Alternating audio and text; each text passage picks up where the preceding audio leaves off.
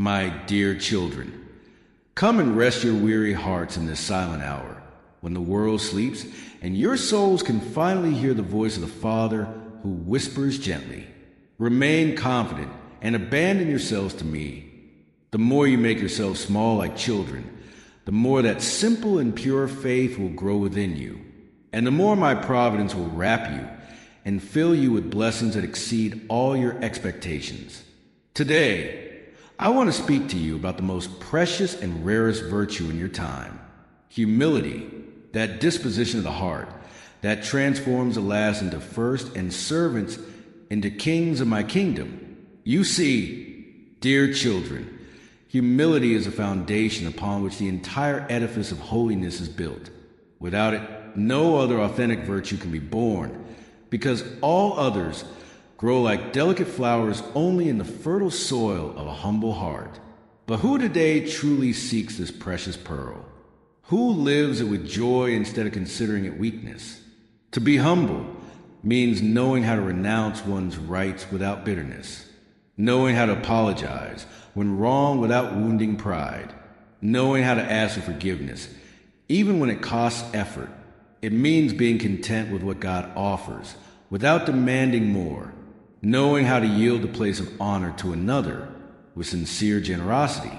The world tells you that whoever lives this way is a loser, one defeated by life, one who doesn't know how to assert themselves. But I reveal the truth to you. Whoever embraces humility is a true winner, not for this earth that passes, but for heaven that lasts eternally. While men fight for first places, to command others, to emerge at all costs, war inevitably breaks out. Because if everyone wants command, no one knows how to obey anymore. If everyone claims the first place, there is no more room for love. Look instead at the wonderful fruit of humility. It is peace, that deep peace that is born when the soul has nothing more to claim, nothing to defend jealously, nothing to snatch from others. Ask for this divine virtue from a father. Implore it with the same insistence with which a child asks for bread from a mother, because only he can give you this treasure that will make you happy like little ones who rejoice in simple things, who expect everything from the goodness of those who love them. Do not let your eyes become greedy looking at your neighbor's goods. Do not allow your heart to covet what does not belong to you. Learn instead the divine art of giving place to others, of giving without calculating, of serving without expecting rewards. I want to reveal a powerful secret to you. Humility is the strongest shield you possess against all the poison arrows of the enemy. It is the impregnable wall that he can never break down, because before a truly humble heart, Satan loses all his power. Remember Saint Michael the Archangel, the greatest among all the archangels of paradise. His greatness does not come from the strength of his wings or the splendor of his glory, but from his profound humility.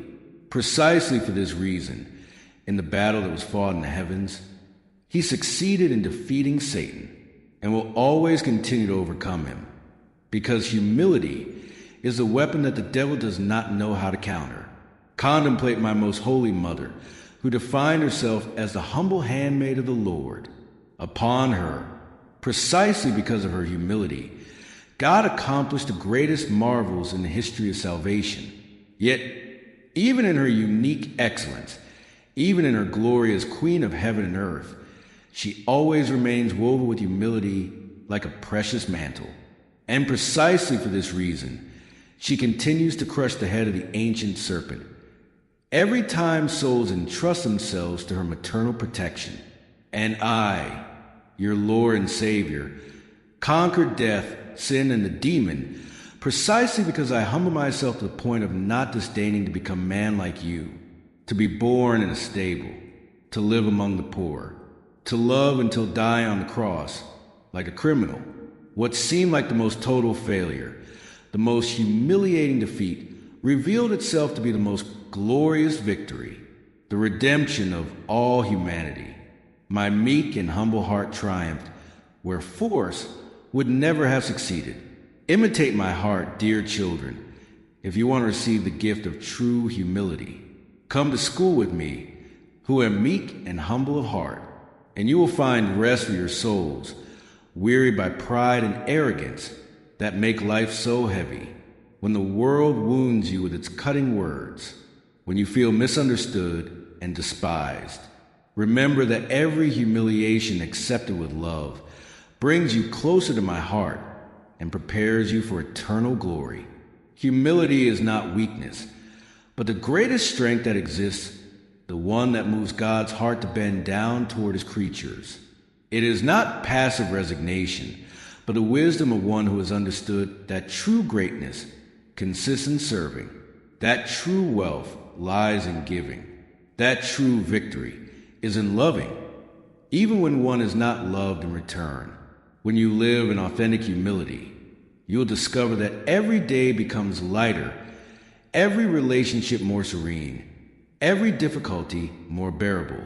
Do not fear appearing small in the eyes of the world, because in the eyes of the Father you are precious like rare pearls. Do not be afraid of going unnoticed, because in the silence of humility the most beautiful miracles are accomplished. Divine providence has special care for the little ones, for those who make no noise, for those who serve in the shadows, for those who love without seeking applause. I bless you with the blessing that descends from above upon humble hearts. I bless you so that you may discover the immense joy of those who have nothing to defend, because they have everything to give. I bless you so that you may become small like children, and thus be able to enter the kingdom of heaven, that is prepared for those who know how to make themselves last for love. You're Jesus, meek and humble of heart,